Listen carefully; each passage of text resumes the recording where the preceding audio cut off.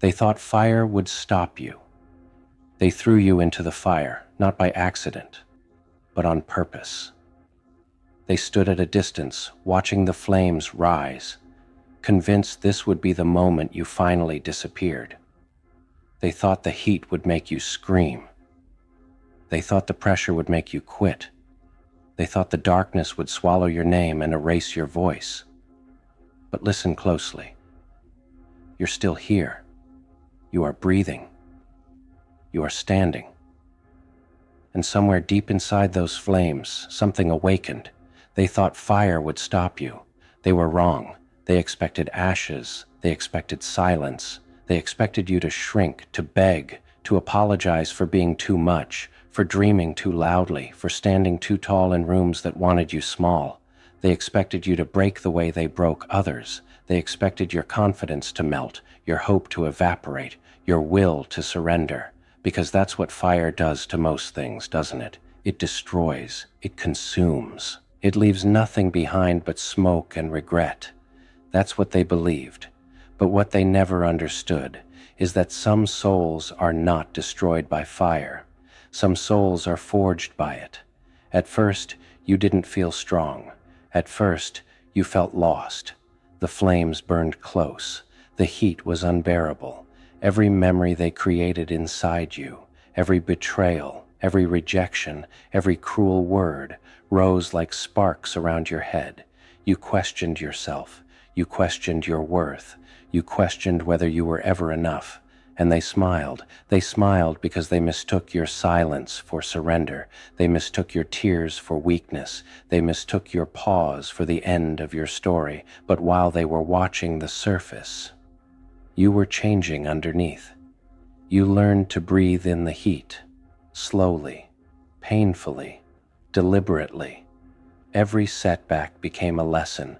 Every wound became a teacher. Every night you thought you wouldn't survive became proof that you could. You stopped running from the fire. You stood inside it. You realized something profound, something terrifying and empowering at the same time. The fire wasn't your enemy. The fire was revealing you. It burned away the lies they told you about yourself. It burned away the need for their approval. It burned away the version of you that kept shrinking to make others comfortable. And what remained was real. They expected you to come back crawling. They expected you to ask for permission to exist again. They expected you to explain yourself. Instead, you returned different, quieter but stronger, calmer but unbreakable, focused in a way that unsettled them. They didn't recognize you anymore, and that scared them. Did they really think you'd stay broken? Did they believe pain would permanently define you? Did they assume you wouldn't learn from the very suffering they caused? Look at how the power shifted. You stopped reacting. You stopped explaining. You stopped defending your dreams to people committed to misunderstanding you. And they felt it. They felt the distance grow. They felt their influence fade. They felt control slipping through their fingers like sand. Because the moment you stop needing their validation is the moment they lose their power. The fire taught you discipline. It taught you patience. It taught you how to sit alone with your thoughts without running from them. While they stayed the same, you evolved. While they repeated old patterns, you broke cycles. While they spoke from fear, you moved from clarity.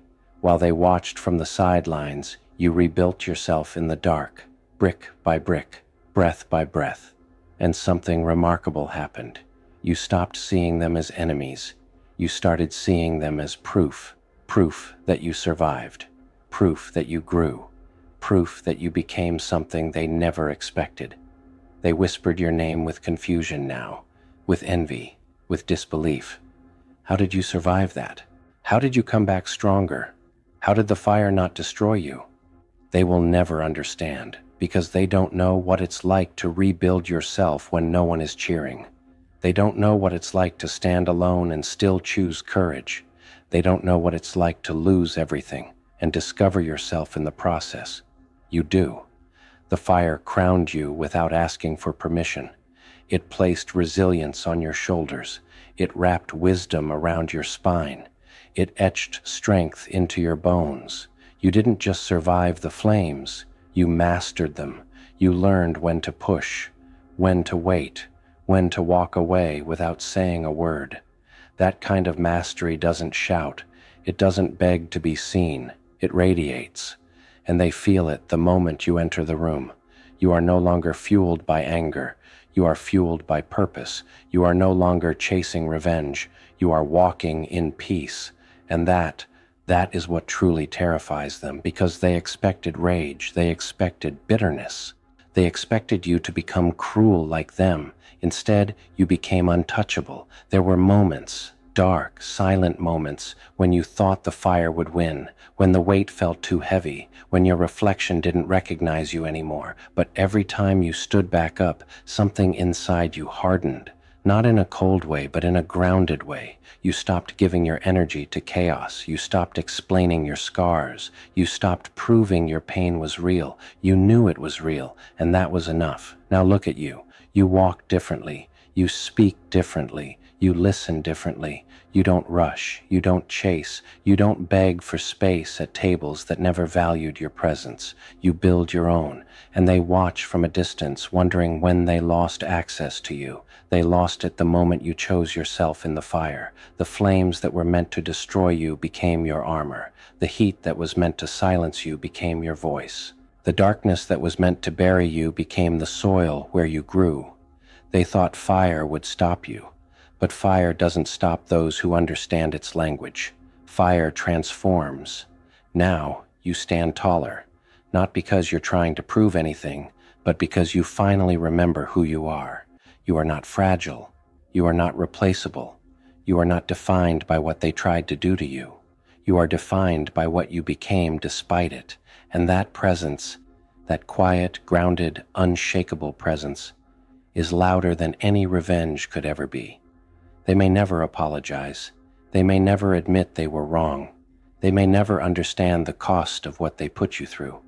But you don't need that anymore, because you already reclaimed something far more valuable, yourself. So let them remember you as the one they underestimated. Let them remember you as the one who walked through flames and didn't burn. Let them remember you as the one who changed the moment they expected you to disappear. You are not an echo of pain anymore. You are the proof of resilience. You are calm. You are focused. You are free. And the fire knows your name now. It doesn't chase you. It bows to you, because you were never meant to be stopped by it. You were meant to rise from it.